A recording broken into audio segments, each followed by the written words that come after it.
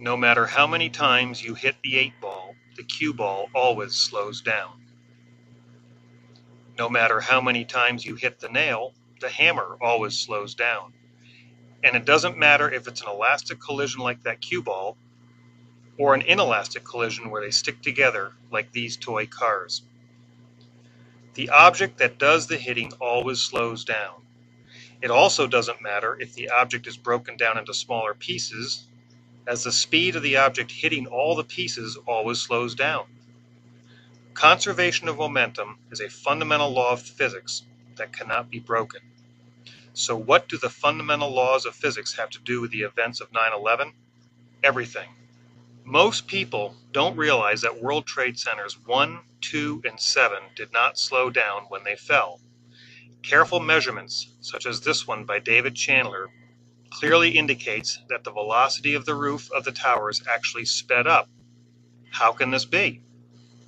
The National Institute of Standards and Technology, or NIST, was tasked with investigating the collapse, but they stopped their investigation at the very moment the roof began to fall.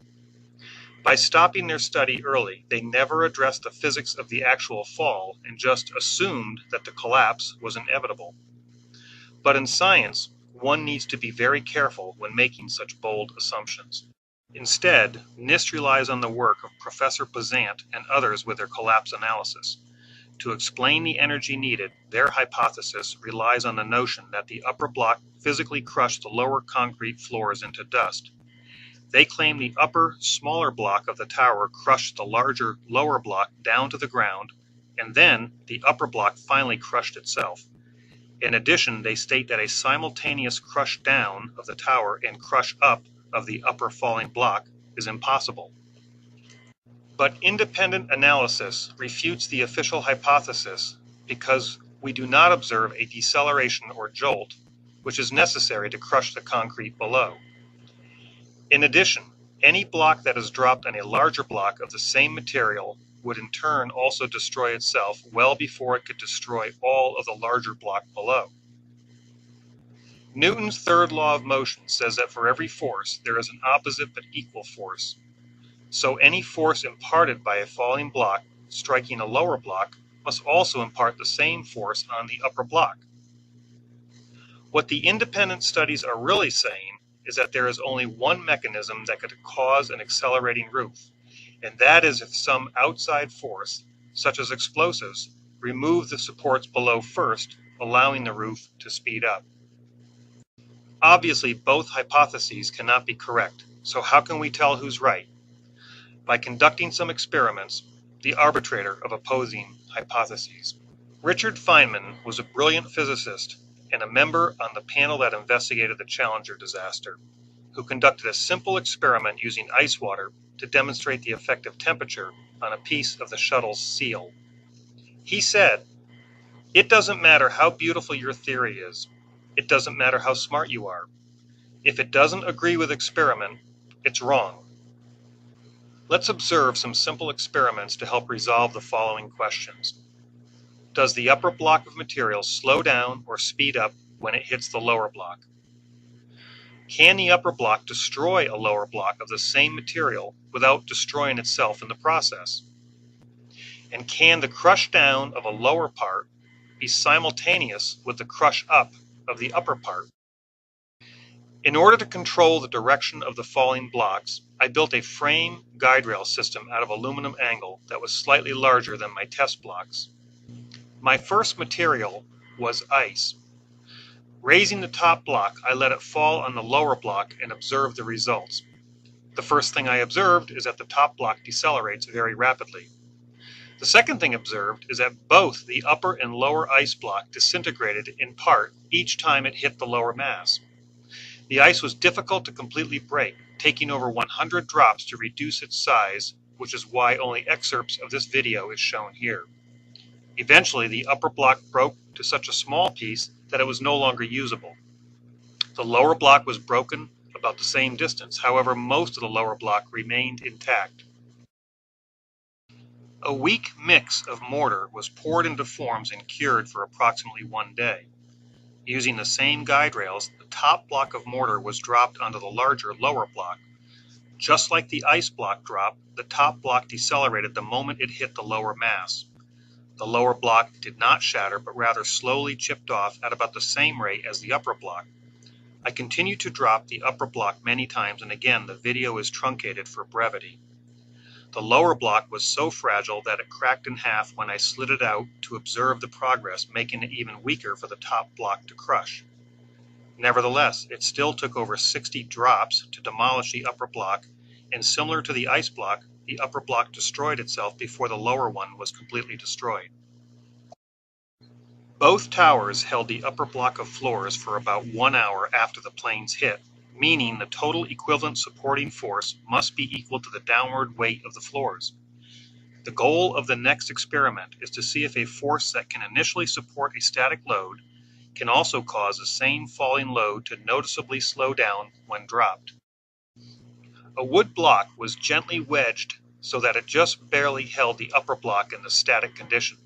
Raising the block and dropping it, you can clearly see that the block decelerated as it hit the support, indicating that a deceleration will be noticed by a falling body by any equivalent force that could support the static weight.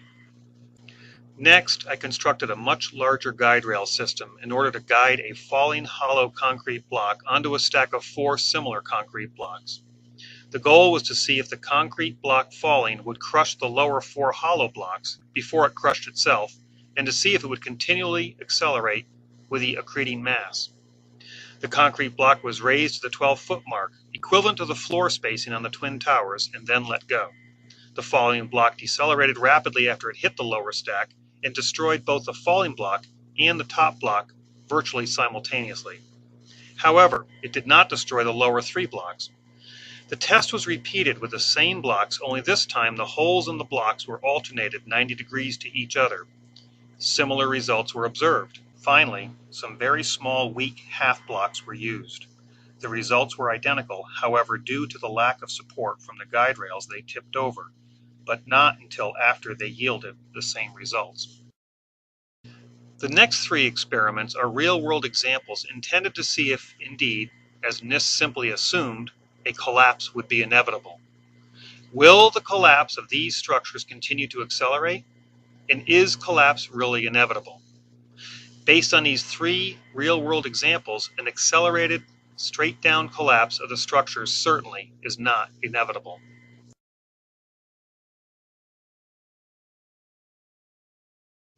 These are simple experiments, but like Feynman's ice water used for the space shuttle, they demonstrate fundamental laws that will not be fooled by the so-called experts, even with all their funding and fancy equations. What was demonstrated by this experiment is, 1.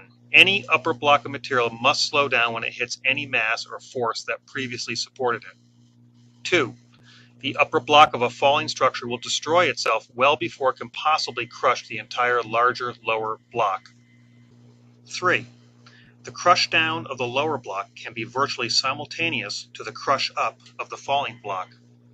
The fact that the upper block of the World Trade Center was observed to speed up cannot be explained with a natural gravitational collapse. What you are observing are rapidly timed explosives blowing out the supporting structure, allowing the roof line to accelerate. Explosives also account for all other evidence found, such as the eutectic steel found by FEMA, the iron microspheres found by the USGS, and the high explosive active nanothermite found in the dust, none of which was addressed by NIST.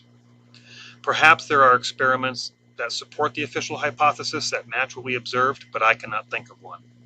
There is no sense trying to support the official position with words until such time as a repeatable experiment that clearly demonstrates what we observed can be presented.